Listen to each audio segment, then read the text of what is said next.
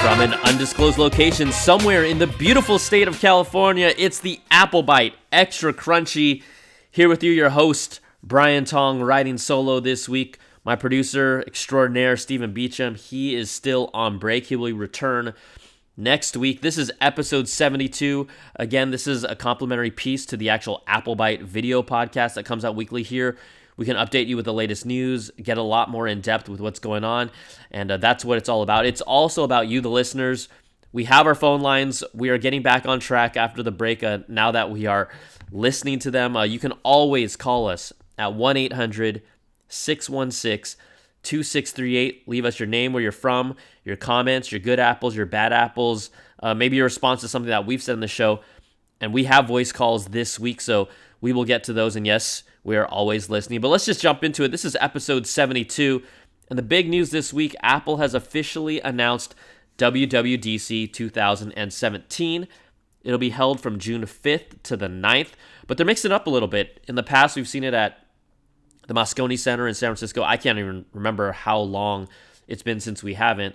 But it will be held at the San Jose McHenry Convention Center this year, a lot closer to Apple's campus. And I think that might be advantageous because Apple's developers may not necessarily want to take a whole day out to get to San Francisco. San Jose is a whole lot closer.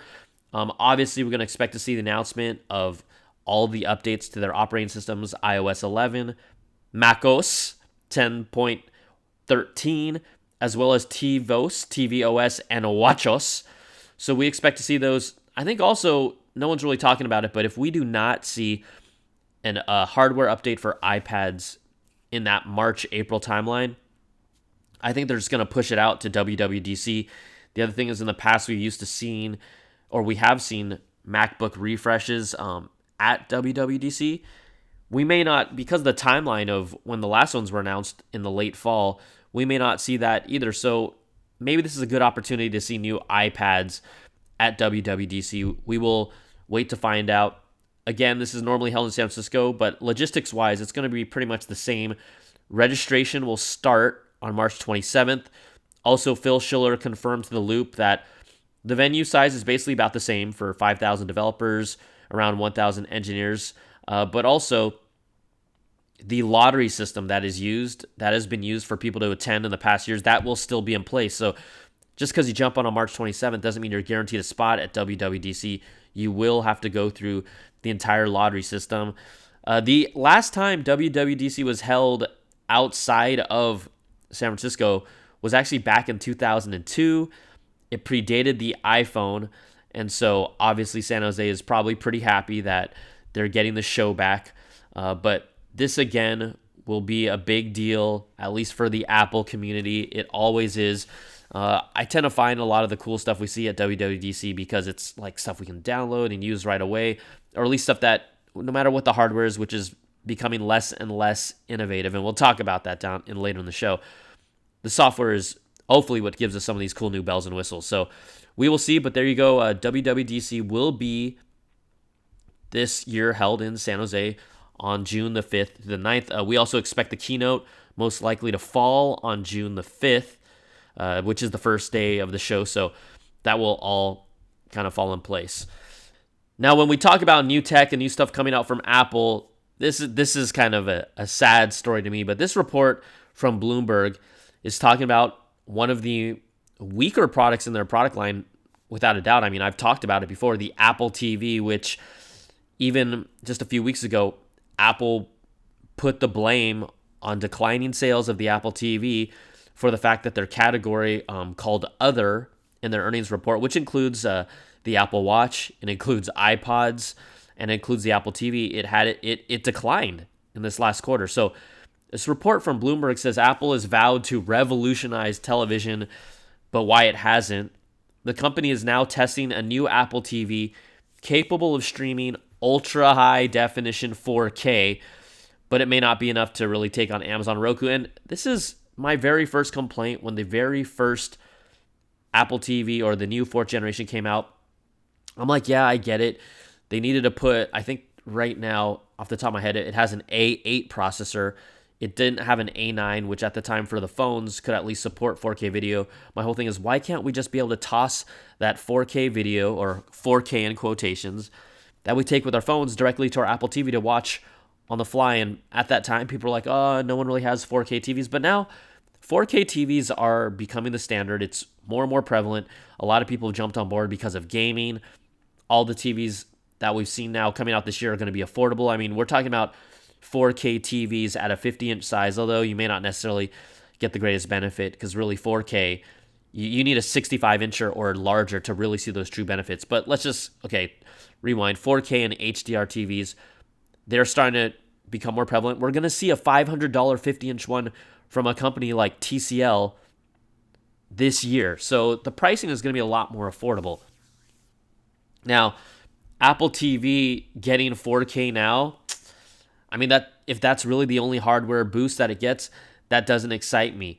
We already know that they hired Amazon's Fire TV, basically the head of the product manager, or the chief of Amazon's Fire TV project, to run the Apple TV operations. His name is Timothy Twerdall. We talked about that a couple episodes ago. So now this 5th generation Apple TV, Bloomberg reports it'll be internally codenamed J105, and the new box will be a 4K box, according to people familiar with the plans. But is that enough to upgrade? I mean, I've always wanted a 4K streaming Apple TV, but the Apple TV is one of the most expensive streaming boxes on the market today. You have the Fire TV, you have Roku sticks and Chromecast. I mean, I can't remember off the top of my head, but I believe Apple TV right now is like $149. I mean, it's extremely high price compared to that, with really only benefits if you're in the ecosystem. It doesn't have a streaming TV service, at least embedded in it. You can run PlayStation Vue, which is, in my opinion, the best one on the market. You can run the DirecTV or the AT&T DirecTV Now streaming service, which is still in its infancy. But Apple doesn't have any additional hooks other than all the other apps that everyone is doing. And the Roku platform supports so many video services beyond what the Apple TV does. The way the Chromecast interacts is a little different, but you can still toss stuff to your TV. You have access to pretty much all the services as well. The Apple TV just isn't compelling enough unless you're an Apple diehard right now. And I've said plenty of times they've needed to change that. Now, in another kind of depressing update of the Apple TV project, I shouldn't say depressing, but just kind of to tell you how this project has, in my opinion, lost its way. It's fallen behind. It needs to do something to at least be a viable option to say this is the number one set-top box that I want to get, whether or not I own Apple products or not, but that's just not happening. Now, we know about Apple TV's TV app. I have to slow down so we don't all get confused. That was their latest refresh, the TV app that pretty much syncs to some of the channel services as well as iTunes movies and TV shows that you purchase, where you can watch them from one device, pick up where you left off and watch them from another device. The interface is a little more visual, but that's all they got with the Apple TV. According to this report, that initial interface was built with the idea that they would be able to lock down their own streaming service of their own, right? Their own kind of a la carte package that they were trying to negotiate to get a core set of stations, and then maybe you could customize a few others on the side for around $30 to $40. But we know that those negotiations failed because Apple's like, no, we want to do it our way. The TV studios are like, no, we control the content. And that just didn't happen. Well, that Watch TV interface was intended and meant to be for their streaming service as well as streaming live sports. But it didn't happen because Apple couldn't get the deals done. And it just sounds so silly because Apple was stuck on this so badly about the way that they wanted to do their plans. They just didn't think, look, a $30 to $40 plan is fine, but that's what the PlayStation Vue is doing already. That's what Sling TV is doing already. The PlayStation Vue has DVR capability, completely built in the interface, easy to use. You can get a package for I think $35, $45 starting. That has pretty much your core stations, but Apple isn't doing that. So this whole TV app interface was intended to be used for the idea of Apple getting a streaming service. That fell through, and that didn't happen. Okay, so now you have this kind of mishmash of a TV app that is okay, but is not great. We have an Apple TV who's trying to be more like an iPhone now because of the way it looks. The whole idea of the apps, instead of being an actual, a better, straightforward content delivery system. And so I think it has an identity problem, and it also just isn't efficient enough at what it does. And there's no compelling reason for someone outside of the Apple ecosystem to buy an Apple TV for $149, right? It's like that Amazon Fire TV is under $100. I think Chromecast sticks around $30. The Roku, at least their higher end product, is around $100, but it's not at $150. So, and you guys can correct me if I'm wrong. So, I think it's just really frustrating what's happening with the Apple TV, and the Bloomberg sheds light on why some of those things are the way they are. But really, if they just say 5th generation Apple TV 4K, that's it. I'm just going to be like, okay, thanks. And we'll see how many of their services, will all of Apple's iTunes movies and TV shows support 4K? No. So, some might, some will, but not the entire thing right now, right? You have Amazon, some of the shows are 4K, Netflix, some of the shows are 4K. The Vudu video service has their own kind of 4K stream, but those movies on the iTunes store are not 4K.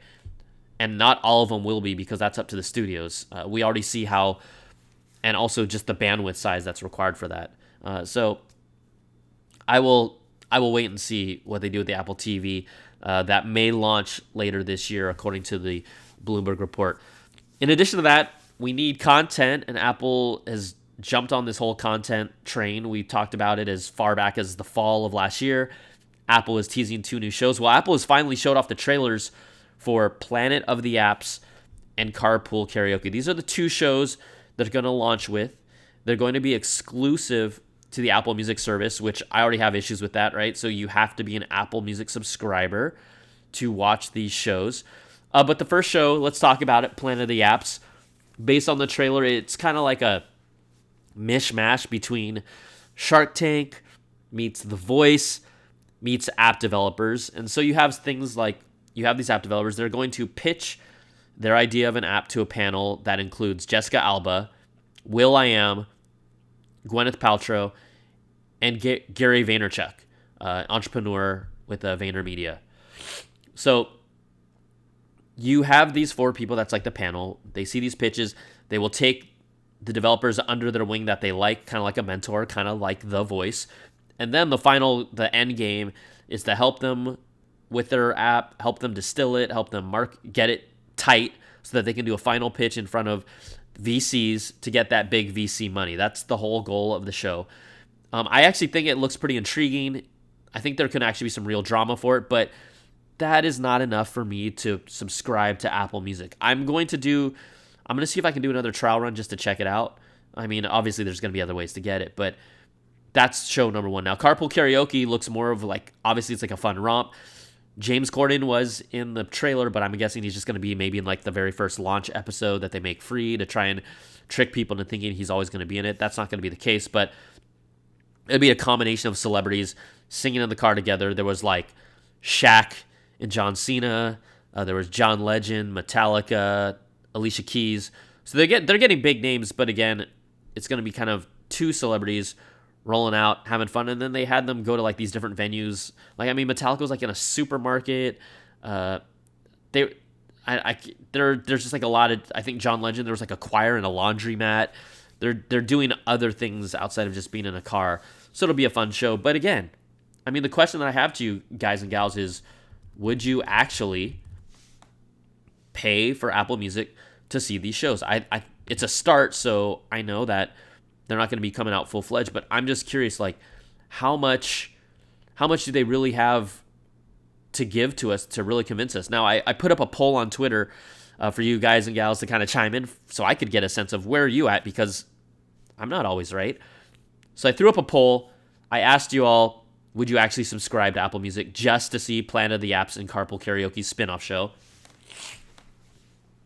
8% said count me in. So This is out of 566 respondents. So that's a good chunk. I mean, that's a good representative amount. You're going to really get an idea of what you all are thinking. 75% of you said no way. 75% of you said no way will you ever subscribe to Apple Music just for these two shows. And again, it's the start. 17% of you already have Apple Music. So you say, why not? But only 8% of you said count me in. So that's less than, out of 566 people, that's less than 50 people that are basically saying, I'm going to sign up for Apple Music. But this all has kind of more long tail implications because I don't like the fact that they're bundling with Apple Music right now. Maybe they have to rebrand that in the future because it isn't just music. But it could be compelling if they come out with a couple really good gotta-see shows. And again, I think that's hard because they're going to be in a bidding war with Netflix and Amazon. We know Netflix has just invested, I think it's either last year they did $5 billion in investment in content. I think this year they're bumping that up to $6 billion. We've seen the type of shows that they have. What are people talking about now? They're talking about shows on Netflix. They're talking about shows on HBO. Maybe there's there's just a handful of network shows that are getting love, but a lot of the buzz is always like, did you see that show on Netflix? And then people just binge right through it because they created the whole binging thing. Apple doesn't have anything like that. So we will wait and see. I'm not going to rule them out, but we will see. Also, Eddie Q at the Code Conference. The Code Conference is where he announced the trailers for Planet of the Apps and Carpool Karaoke, again, exclusive to Apple Music. He also said Apple is working on new features for podcasts. And so he kind of dropped this.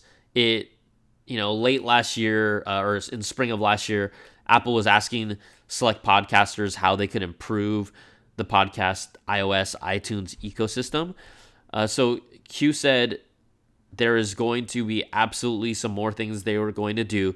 They did not say what, but Apple would be contributing into the space.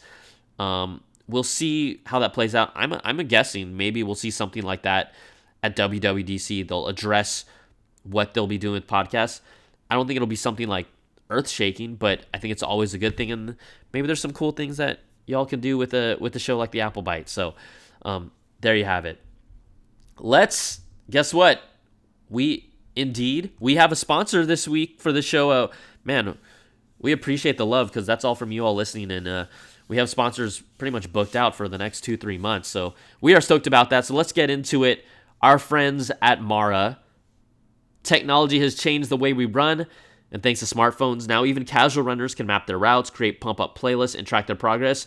This is all done without looking at your phone, right? We hate, if you're exercising, the last thing you want to do is look at your phone, kind of like why one of the reasons why smart wrist wearables are out there. Well, there's Mara, and it's a hands-free running assistant that uses voice recognition and the microphone in your earbuds to help you optimize your runs. This is stuff you can do. While you're running, you can ask questions about your speed, your pace, or location. Have Mara play albums and playlists from your music library so you don't have to at least look at your phone. There's a lot of people that still run with their phones. Mara can tell you how you're doing in comparison to your past runs, tell you about weather changes, if it's about to rain. She'll even track your progress by noting all of your hotspots and some of the hard parts of your run. You can also connect Mara to the Amazon Alexa so you can ask her about your lifetime statistics. So check it out. Visit mara.ai to download your free virtual running assistant today. That's mara.ai. Really cool stuff. A voice assistant for working out without having to look at your phone. And I think that let's bring this on. If we can run this bad boy exclusively on an Apple Watch, that'd be pretty cool too. At least, if you're in the iOS ecosystem. So there you have it, mara.ai. All right, let's jump into more news. iPhone is always getting tons of rumors, more momentum around what is this iPhone 8 thing, this iPhone premium thing. What are all the models? We've talked about it a bunch, but here's the latest from KGI, who's pretty much dropped about 3 stories this week about the future iPhone. The iPhone 8, according to KGI and Ming-Chi Kuo, will feature a new function area in place of Touch ID.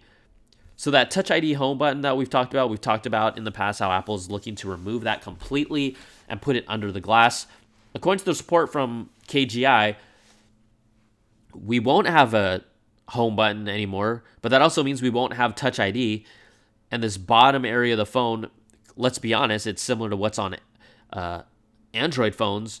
There'll be virtual buttons kind of in a row on the bottom of the 5.8-inch premium iPhone. This is, again, according to Ming-Chi Kuo. The plans that they would make up for the lack of Touch ID with new biometric technologies. But again, it would be a row of virtual buttons. The 5.8-inch phone would really, for a usable display real estate, would be around 5.15 inches. So you're just going to have this bar on the bottom. There is no specifics of if the bezel of the actual screen will go down all the way there or not, but it looks like that at least the display will be 5.15 inches with a black bar on the bottom, according to this report. We'll see. We'll see how that goes, but that's what KGI is reporting. In a follow-up report, according to JP Morgan analyst Rod Hall, we've talked about this edge-to-edge OLED display. He says that Apple will feature a front-facing 3D laser scanner for facial recognition. We've heard of rumors about this, and that would also kind of jive a little bit with what KGI is talking about, because there will be no Touch ID scanner on the iPhone 8 or this next premium iPhone. The removal of the home button would need to have something else to unlock our phone, be used for payments, and a facial recognition 3D laser scanner would be that thing. According to supply chain reports, 3D laser scanners have actually increased in volume for that sales of that module within Apple's supply chain, and it could add around $10 to $15 per module to the actual iPhone 8's bill of materials. So we've also talked about it at the $1,000 iPhone. You throw in that 3D scanning module, you throw in an OLED screen, you throw in the fact that they're removing the Touch ID button, larger screen, OLED screen, 3D laser scanner, in addition to everything else that they'll be doing. We already talked about it, iPhone 7 Plus with a 256 gigs being $969, at least here in the US. So that whole $1,000 thing is definitely going to happen. It's just crazy that it would be the base price potentially for this new model. Also this week, we know about wireless charging. We've joked about it. We've really just teased Apple about it for years because it has been out for years. Apple has officially joined the Wireless Power Consortium, lending weight to the rumor of wireless charging actually coming to this new iPhone 8. So we know about wireless charging.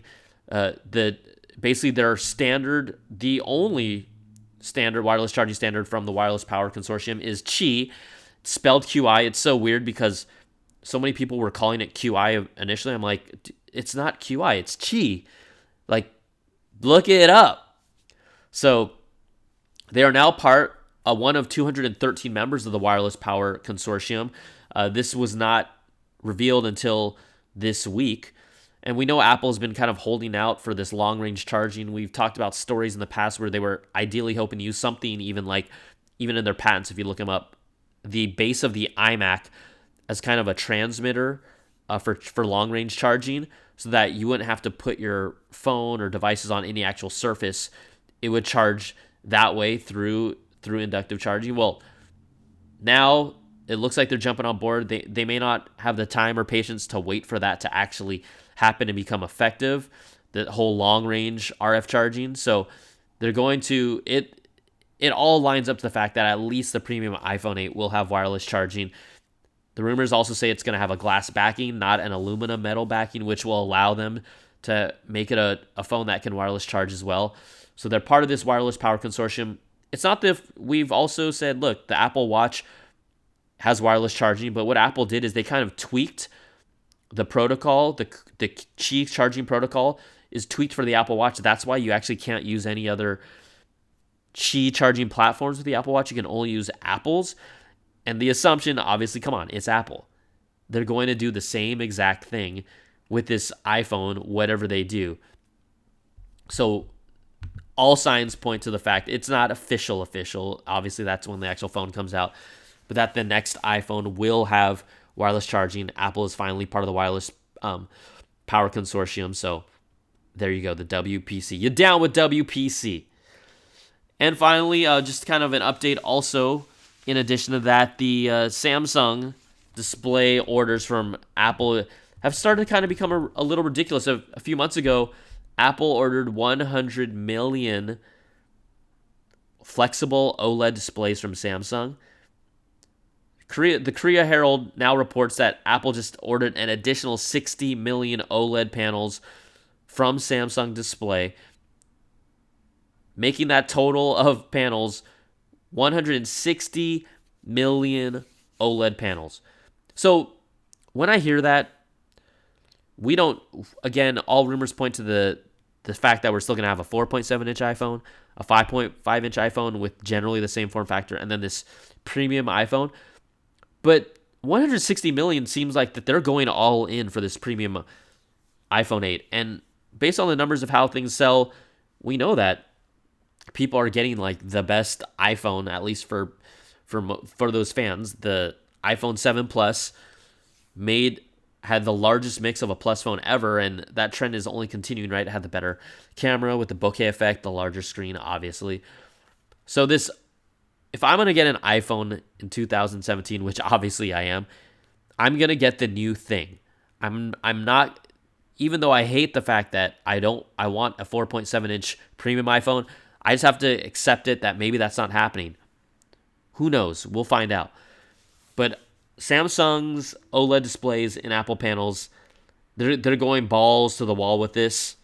Samsung would be basically supplying about 80% of the total demand for iPhone display panels, given that each iPhone series has sold more than 200 million units. So if historically they've sold 200 million units of each iPhone series, this 8 to meet 200 million units, 160 already ordered, 160 OLED panels already ordered, that's going directly to the 8. That is directly going to the 8.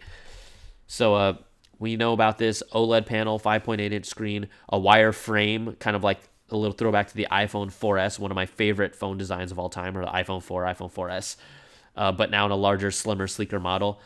That's what we're talking about. All right, let's take a little transitional time. That's what we're talking about. All right, let's check out our voicemails. Yes, we have voicemails this week. We were able to get a few, and we want to get you all back on track with that. Again, you guys and gals can call us at 1-800-616-2638. But let's kick it over to our friend Juan in Orlando. He wants to talk about Apple Music versus Spotify.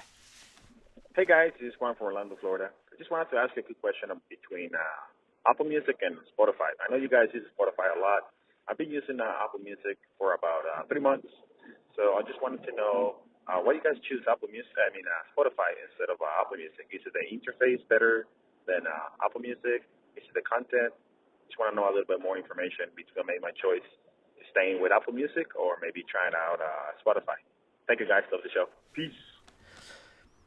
Hey Juan, thank you so much. I think that, at least I don't want to speak for Beecham, but one of the reasons why I'm all about Spotify is because it is free.